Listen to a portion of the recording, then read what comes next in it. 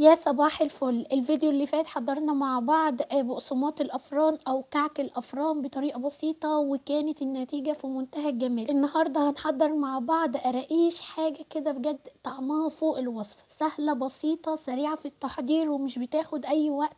كمان الأجمل من كل ده إن مكوناتها كلها بسيطة وحرفيا موجودة كلها في البيت. هتقومي حالا بجد تجربيها من سهولة تحضيرها، وكمان من مكوناتها البسيطة طعمها حلو قوي، هشة خفيفة بطريقة مفيش أبسط منها. النهاردة هنحضرها وبكيلو دقيق هنعمل كمية كبيرة جدا من القراقيش، حاجة كده حلوة قوي ناكلها جنب الشاي أو القهوة أو أي مشروب احنا هنحضره. لذيذة وسهلة وكمان بسيطة ومش بتاخد أي وقت في التحضير. يا ريت نشوف الفيديو للآخر ونتبع الخطوات علشان تطلع معانا ناجحة وبالشكل الجميل ده من أول مرة. يا ريت نعمل لايك للفيديو، ولو جداد على القناة يا ريت ما تنسوش تعملوا سبسكرايب أو اشتراك وتفعلوا الجرس علشان دايما يوصلكم إشعار بكل وصفة أو أي فيديو جديد. ويلا بينا نبدأ بالمقادير ونشوف الطريقة على طول.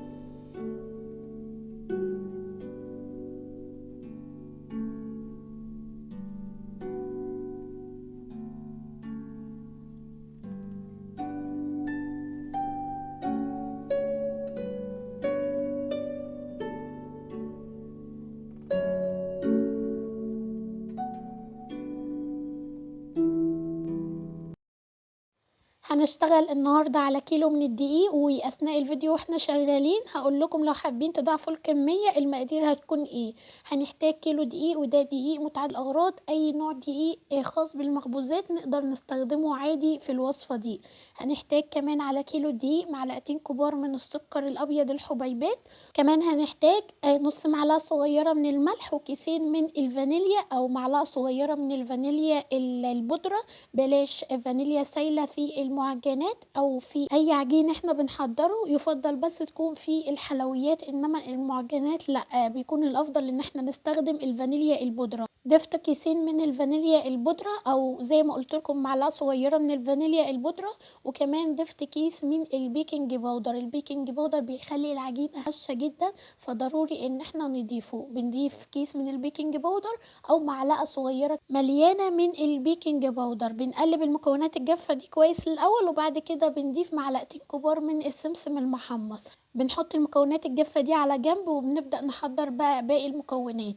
هنحتاج 250 جرام من السمنة وكوباية من الزيت، ما يعادل تقريبا 250 جرام برضو من الزيت. لو حابين تحضروا القراقيش بالسمنة بس عادي، بنضيف الكمية كلها من السمنة، يعني ال 500 جرام دول من السمنة.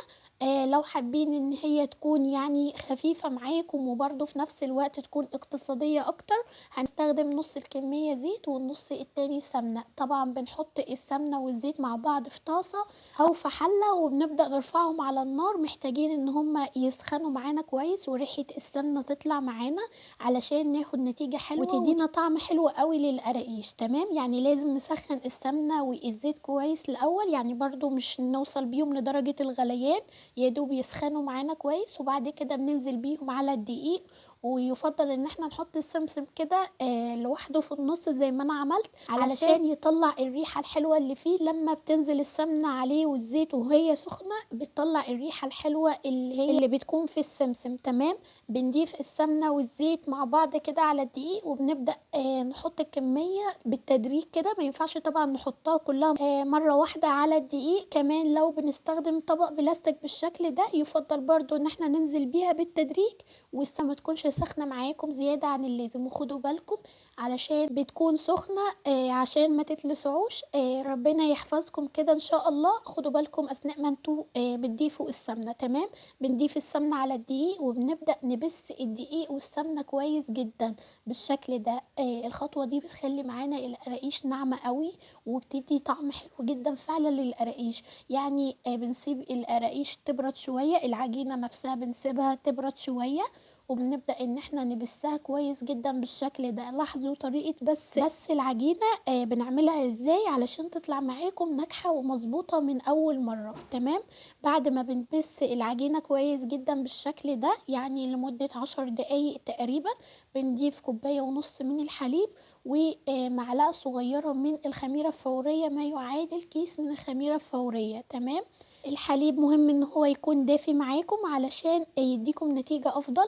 بنضيف الحليب وبرده بالراحة جدا بنبدأ بقى نعجن العجينة كويس. طبعا العجينة دي مش زي بقية المعجنات اللي بنحضرها، فبرده بنعجنها بالراحة جدا بالشكل ده. يعني لو تلاحظوا طريقة العجن بتكون بسيطة بالشكل ده، يعني يدوب كده نلم العجينة كده بالراحة علشان ما نعجنهاش زيادة عن اللازم، فبالتالي العجينة تعمل معانا عرق. خدوا بالكم من الخطوات والحاجات اللي انا بقولها دي علشان فعلا هتفرق جدا معاكم اثناء تحضير العجينة او اي حاجة احنا بنعملها. فعلا الخطوات دي والشرح بيفرق جدا في اي حاجة او اي وصفة احنا بنحضرها. تمام. بنعجن العجينة بالراحة بالشكل ده. انا ضفت اثناء العجن كوباية كمان من المية. على فكرة عادي نعجن العجينة بالمية بس برضو بتدينا نتيجة حلوة جدا، يعني مش لازم خالص ان احنا نعملها بالحليب. حاجة بنعجنها كويس بالشكل ده لحد ما تكون معانا العجينة سهل التشكيل فيها، تكون المسام بتاعتها مش مفتوحة كده معانا، طرية وفي نفس الوقت كده مش بتلزق في صوابعنا. تمام. بعد كده بعد ما بنعجن العجينة كويس بنغطيها كده بستريتش راب او اي كيس بلاستيك متوفر عندكم، غطوا بيه العجينة كده بالشكل ده علشان وشها ما ينشفش معاكم. تمام. طبعا بنبدأ بقى نشكل العجينة على طول، مش بنسيبها ترتاح خالص او تخمر، احنا بنبدأ نشكلها على طول. بناخد قطعة كده من العجينة، بنحاول ان احنا بقى ناخد قطعة كبيرة شوية بالشكل ده، وبنبدأ نلفها رول، وبعد كده بنبدأ نبططها بالراحة جدا بصوابعنا بالشكل اللي احنا شايفينه ده. ما شاء الله طريقة التشكيل مفيش لا اسهل ولا ابسط منها. كل اللي بنعمله بناخد حتة عجينة كده وبنبدأ نلفها الرول بالشكل ده. طبعا العجينة لو معجونة كويس مش بتفتح معاكم، او مسام العجينة مش بتفتح معاكم اثناء ما انتوا بتشكلوها. لو لقيتوها بتفتح معاكم فده بيكون لان العجينة لسه محتاجة انها تتعجن كويس، مش بتبقى محتاجة سوائل او حاجة، هي بتكون محتاجة ان هي تتعجن كويس. كمية السوائل اللي انا ضفتها في العجينة مناسبة جدا لمقدار الدقيق او الكمية اللي احنا حضرناها النهاردة. كمية السوائل مناسبة جدا لمقدار الدقيق ده. بعد ما بنلف العجينة الرول بنبدأ كده نقطع العجينة كده بسكينة أو بالأداة دي لو متوفرة عندكم، لو مش متوفرة عادي ممكن نستخدم السكينة عادي. بنبدأ كده نظبط الجوانب بتاعة العجينة وبنبدأ ان احنا نقطعها بالشكل اللي احنا شايفينه ده. شايفين هو ده حجم القراقيش اللي احنا محتاجينه، لازم تكون معاكم بقى بالشكل ده. وحاولوا ان هي ما تكونش سميكة معاكم زيادة عن اللازم لان لسه اوريدي هنسيبها تخمر، فعلشان حجمها يكون مناسب وشكلها يكون مظبوط لازم كده نحاول ان احنا ما نخليش السمك بتاع العجينة او قطعة القراقيش تكون سميكة معانا. تمام.